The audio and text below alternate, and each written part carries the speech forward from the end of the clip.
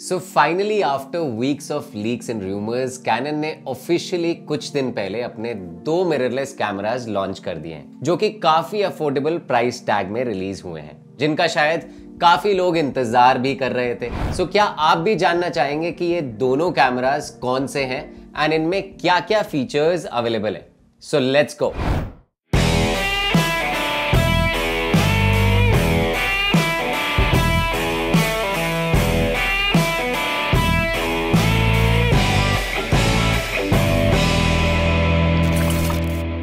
Hi guys, welcome to my channel. It's Nitin Arora. I know most of you must be thinking हमारे इस channel का नाम दोबारा से NAP Academy से It's Nitin Arora कैसे हो गया?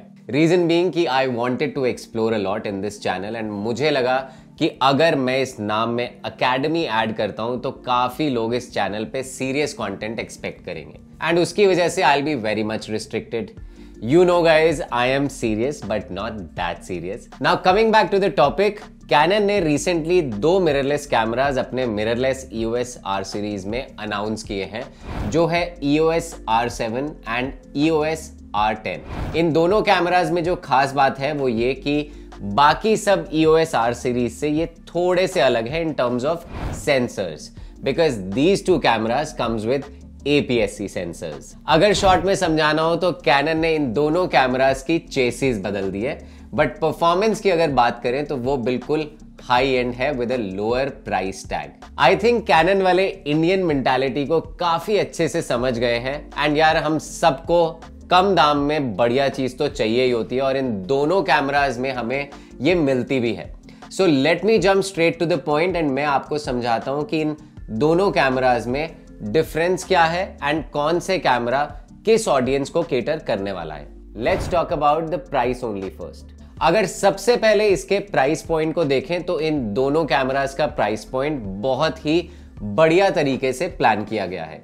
आई मीन फीचर्स को जानकर आपको ये बिल्कुल भी नहीं लगेगा कि इन कैमरास को कहीं से भी कैनन ने ओवर प्राइस्ड किया है। R7 की अगर बात करें तो ये कैमरा आपको सिर्फ और सिर्फ 1,27,999 में मिलता है with fully loaded features.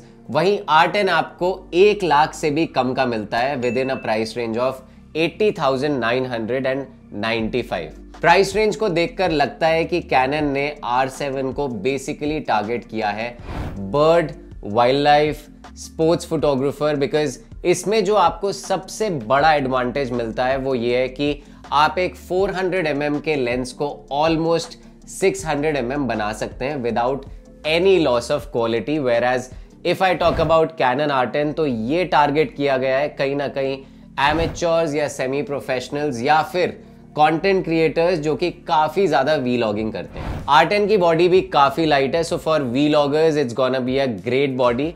Where as R7 भी मुझे लगता है कहीं ना कहीं कंटेंट क्रिएटर्स के लिए काफी अच्छा ऑप्शन रहेगा जिनको प्रोफेशनली वीडियोस बनाने का या फिर ट्रैवल वीडियोस बनाने का शौक है। Now coming to wedding photography, जो कि मेरा पर्सनली फोटे है, I believe this camera is really going to hit the wedding industry, because आजकल हम सब देखते हैं कि सिनेमेटोग्राफर्स काफी जगह पर दो दो बॉडीज का इस्तेमाल करते हैं विद गिम्बल एंड हैंडहेल्ड। उनके लिए एक सिंगल बॉडी पे शूट करना काफी मुश्किल हो जाता है। सो फॉर देम ये एक सेकंड बॉडी के लिए बहुत ही अच्छा ऑप्शन होगा एंड फॉर फोटोग्राफी ऑल्सो अगर मैं देखूं तो मुझे इतना बढ़िया AF and speed, that too with such amazing resolution अगर मिलता है तो मुझे लगता है कि फोटोग्राफी में भी ये काफी अच्छा होगा लोगों के स्विच करने के लिए। एंड बेस्ट पार्ट इज कि अभी तक इस प्राइस रेंज में APS-C सेंसर में काफी कम ऑप्शंस हैं if I talk about other brands, that too in mirrorless body. अब ये तो हो गई बात प्राइस एंड नीश की। Now let's talk about the resolution. R7 का रेजोल्यूशन हमें मिलता है 32.5 मेगापिक्सल, वहीं R10 is 24.2 megapixel which is almost close to R6 which is 20.1 megapixel. I believe R10 शायद उन लोगों के लिए काफी अच्छा ऑप्शन होगा जो अभी तक मोबाइल पर फोटोग्राफी करते थे and they want to take their skills to next level. Skills and level से याद आया, अगर आपको ये दोनों चीजों में अपना लेवल अप करना है तो एक बहुत जरूरी फीचर है जो आई एम श्योर हर एक फोटोग्राफर एक कैमरा बॉडी खरीदने से पहले देखता है, which is auto focus. EOS R range में ये कैमरा काफी अलग है because of their smaller format, लेकिन तब भी EOS R7 and EOS R10 दोनों के AF की बात करें तो ये बिल्कुल उसी तरीके से परफॉर्म करता है जैसे हमारे full frame sensors camera like EOS R5। उसी तरह की डीप लर्निंग, बढ़िया स्पीड के साथ users can even keep a track of their subjects, चाहे वो व्हीकल हो, एनिमल्स हो एंड पीपल ट्रैकिंग क्यों ना हो। Because of the same AF that is inherited from Canon EOS R3, आप इसमें head, face and I detection भी इजीली ऑलमोस्ट 100% कवरेज एरिया के साथ कर सकते हैं। अब जब Canon ने भी ये अनाउंस किया है that R7 is meant for bird and wild life shooters, तो इसमें हमें यह भी देखना है कि इसका लो लाइटिंग परफॉर्मेंस कैसा होगा। सो अगर R7 की बात करें तो इसका auto focus close to -5 EV है एंड R10 की अगर हम बात करें तो that works till -4 EV। Next जो फीचर है दैट इज समथिंग जिसको सुनकर आप शॉक तो नहीं बोलूंगा बट काफी खुश होंगे, which is the continuous shooting speed. दोनों ही कैमरास की अगर हम बात करें तो दोनों कैमरास में हमें काफी इंप्रेसिव एंड कंटिन्यूअस स्पीड बहुत ही बढ़िया मिलती है। EOS R7 की बात करें तो मैकेनिकल शटर स्पीड 15 FPS है, which is great for shooting action और moving objects, and 30 FPS on electronic shutter, जो कि हमें EOS R3 में देखने को मिली थी। अगर मैं अपने R5 की भी बात करूं तो इसमें भी हमें 20 FPS मिलती है। सो सवाल ये आता है कि R7 एंड R10 में ये स्पीड ज्यादा कैसे है? That's because the resolution and the sensor size is small, जिसकी वजह से इंफॉर्मेशन जो है वो लेस पास होती है एंड बिकॉज ऑफ दैट उसकी वजह से हमें स्पीड जो है वो ज्यादा मिलती है। Whereas if I talk about R10 तो इस कैमरा पर हमें 15 FPS on mechanical shutter and 23 FPS on electronic shutter मिलता है, जो कि अगेन हमारे इस R5 से काफी बढ़िया है। सबसे बड़ा जो डिफरेंस इन दोनों कैमराज में है वो ये कि EOS R7 में IBIS है एंड R10 में IBIS मिसिंग है। मूवी डिजिटल IS की बात करें तो ये फीचर दोनों कैमरा में अवेलेबल है, जिसको यूज करके आप 5 stops of IS easily achieve कर सकते हैं in videos, even when you are using a lens which doesn't have optical IS। बात करें वीडियो फॉर्मेट्स की तो सबसे पहले अब आप EOS R7 एंड R10 में रिकॉर्ड कर सकते हैं 4K 30p with over sampled footage using the full width of the sensor, जिसका मतलब है कि आप बिना क्रॉप के फुटेज शूट कर पाएंगे, that too with high quality, क्योंकि R7 का मेगापिक्सल काउंट ज्यादा है, जिसकी वजह से R7 will be able to over sample footage from 7K, वहीं EOS R10 can do the same in 6K। You can also shoot 4K in 60p, but इसमें एक कैच ये है कि R7 can record without a crop but with lower quality, which translates into a severe 1.8x crop. वहीं जब आप R10 पर video shoot करते हैं तो आपकी इमेज क्रॉपिंग 1.6x हो जाएगी। एक और चीज जो बहुत अच्छी वीडियो शूटर्स के लिए इस कैमरा में है वो ये है कि अब देयर इज नो 29:59। नहीं समझे? ओके, मैं समझाता हूं। अब अगर कोई भी डांस परफॉर्मेंस आप शूट कर रहे हैं या कॉन्सर्ट शूट कर रहे हैं या फिर कहीं भी जहां लॉन्ग ड्यूरेशन वीडियोस आ जाती हैं, वहां पर आप तब तक शूट कर सकते हैं जब तक कि आपकी बैटरी ना डेड हो जाए या जब तक आपका पूरा सीक्वेंस खत्म ना हो जाए। यानी कि there is no time limit in both the cameras, जो कि यूजुअली बाकी कैमराज में 29 मिनट्स या फिर 59 मिनट्स होती है। So no 29:59। I hope now you got it. But हाँ, अगर 4K की बात करें तो EOS R7 can record 4K 30p और 4K 60p for only 60 minutes approximately with a room temperature of 23 degree और lower। R10 की अगर हम बात करें तो वो शूट कर सकता है approximately up to 50 minutes। Both cameras can shoot in 10-bit HDR PQ, जिससे हमें काफी अच्छी हाई डायनामिक रेंज मिलती है, बट इसमें Canon Log 3 ऑप्शंस सिर्फ और सिर्फ R7 में ही हमें मिलता है।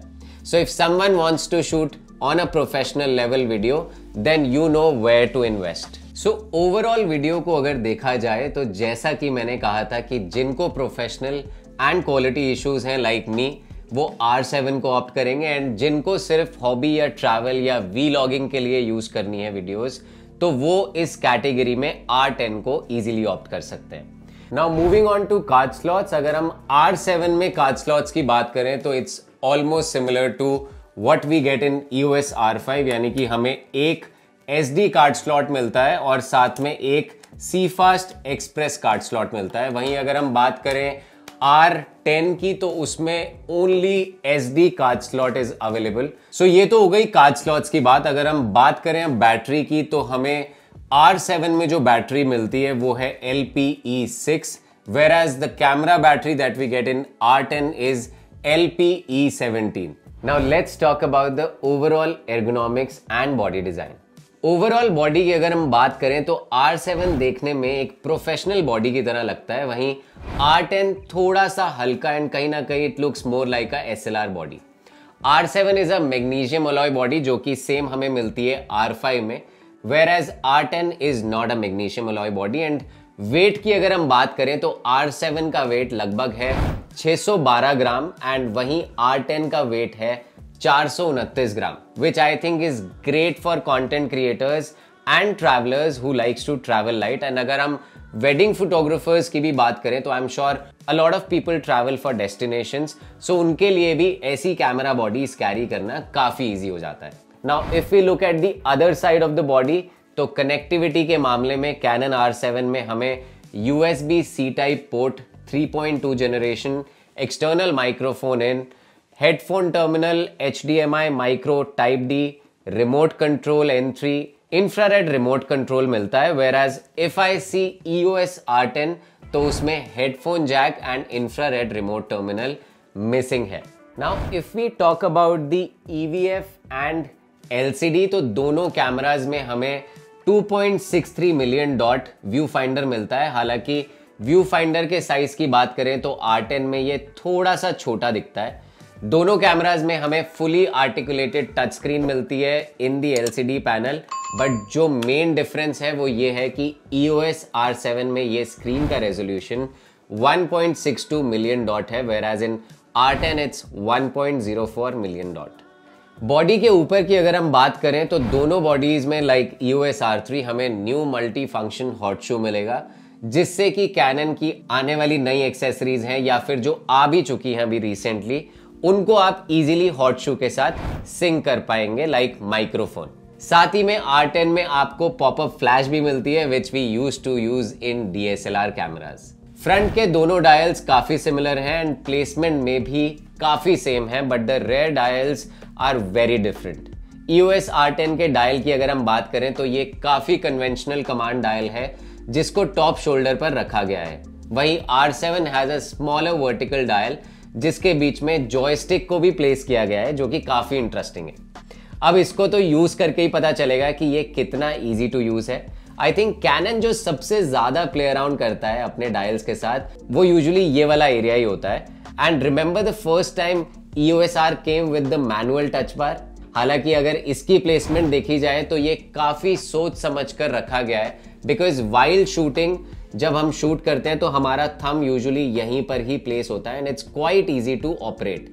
सो लेट्स सी लोगों को ये कितना पसंद आता है और कितना लोग इसको यूज करेंगे।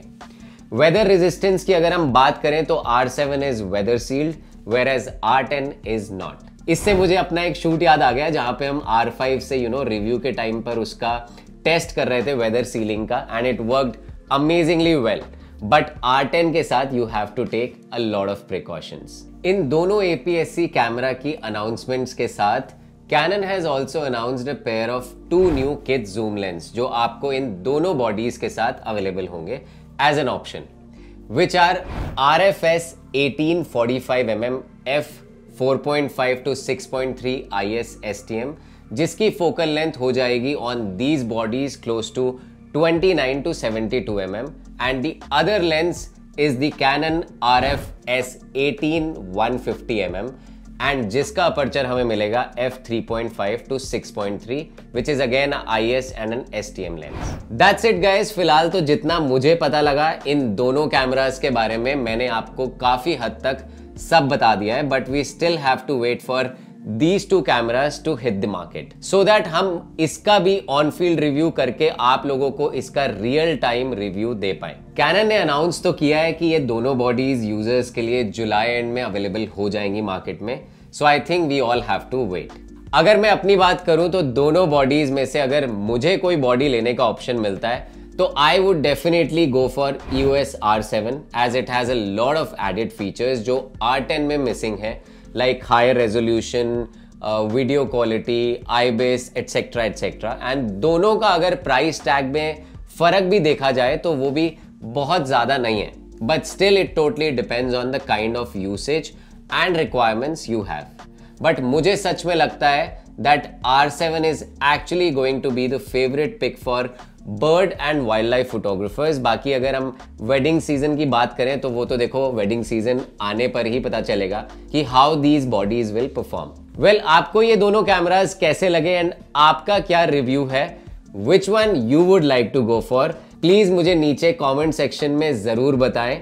आप लोग मुझे जब भी कमेंट करते हैं I really feel motivated and good, so please keep doing that. Once again, thanks for watching this video and stay tuned on my channel. It's Nitin Arora for interesting upcoming content.